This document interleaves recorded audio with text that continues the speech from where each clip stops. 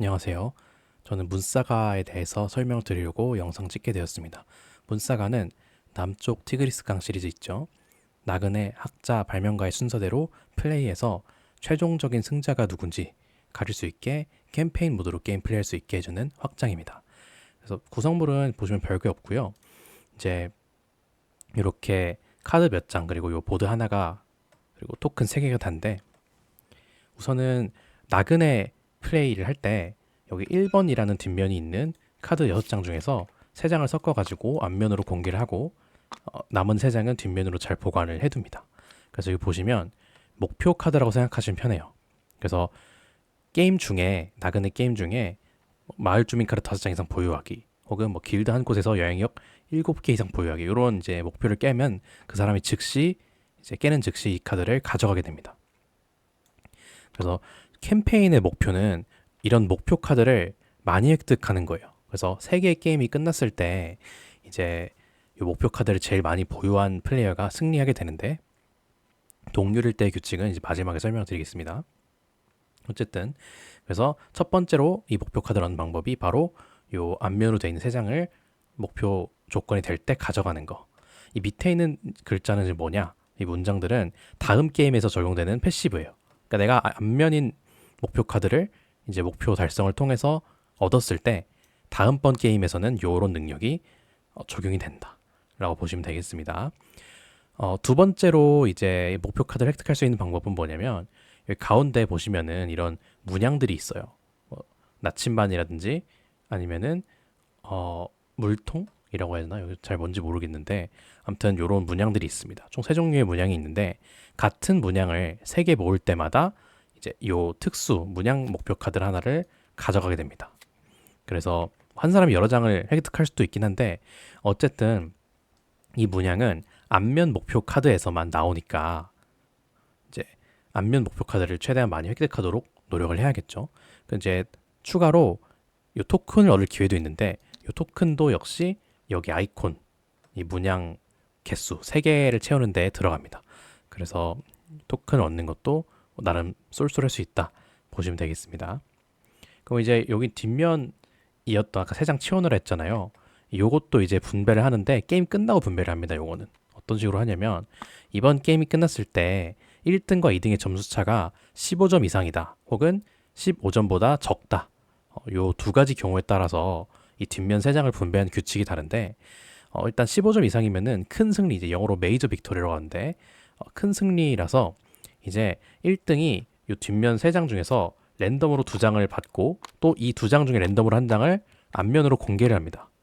앞면과 뒷면의 차이는 앞면은 우선 다음 게임에서 능력이 발동한다 라는 큰 차이점이 있고 또 두 번째 차이점은 요 문양을 이 3개 획득하는 데 쓸 수 있다.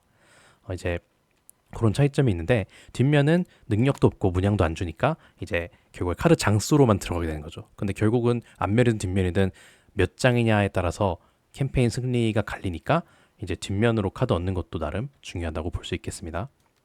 그래서 이제 이어 설명하면은 1등 이렇게 2장을 받으면 2등은 남은 1장을 뒷면으로 고정으로 받고요.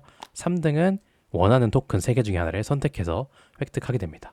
이 3등이 이 토큰을 획득할 때 1등이 만약에 앞면으로 공개하는 경우에 문양을 보고 그 다음에 3등이 결정할 수 있습니다. 그래서 꼭 1등 먼저 해결하고 2등, 3등 이렇게 해결해 주는 게 좋다 보시면 되고 이제 15점보다 더 적게 차이가 날 경우에는 큰 승리가 아니라 작은 승리, 이제 마이너 빅토리라고 해서 1등은 뒷면 목표 카드 2장을 가지게 되고 2등이 뒷면 1장, 3등은 토큰을 받는 걸로 동일합니다. 그래서 이제 이런 식으로 목표 카드를 계속 획득해서 3번의 게임 끝에 가장 많이 획득한 사람이 승리하게 되는데요. 이제 두 번째 게임에서도 그 목표 카드를 획득하는 방식은 똑같아요. 역시 2번 요트 카드 더미에서 3장을 꺼내서 뭐 게임 중에 획득할 수도 있고 그러면 또 다음 게임에서 능력이 생길 수도 있고 또 보시면 15점 이상 승리냐 15점 미만 승리냐에 따라서 이제 앞서 설명드린 것과 동일한 방식으로 분배를 합니다. 근데 2, 3번 게임에서의 이제 차이점은 세팅 때 기존의 1번 게임 끝나고 그 나그네가 끝나고 목표 카드를 하나도 가지고 있지 않은 사람은 3원을 가지고 시작하고요. 추가로 기존 이제 받는 돈에 더해서 추가로 갖고 시작하는 겁니다. 그리고 뭐 한 장이면은 2원, 두 장에서 세 장이면은 1은 갖고 시작합니다. 혹시라도 어떤 플레이어가 4장 이상의 목표 카드를 이미 갖고 있었을 경우에는 그 사람은 추가로 돈을 가지고 있지 않은 채로 시작을 하게 되겠죠. 그리고 이제 당연히 이 학자 두 번째 게임에서 얻은 목표 카드들의 능력들은 다 발명가 마지막 게임에서 사용하는 능력들인 거고요.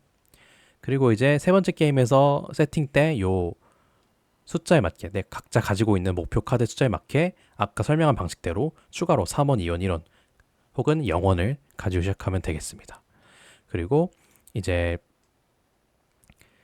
여기 세 번째 게임에서만 특이하게 이 분배 방식이 다르거든요. 게임 끝났을 때 15점 이상 큰 승리를 거둔 사람은 1등이 뒷면 목표 카드 3장을 다 가지게 되고요. 2등은 요 토큰 하나만 가지고 끝나게 됩니다. 그리고 15점 미만의 승리를 하게 되면 15점 미만 차이 나는 승리를 하게 되면 1등은 뒷면 2장, 2등은 1장, 3등은 토큰 하나로 앞서 설명한 것과 동일하겠죠.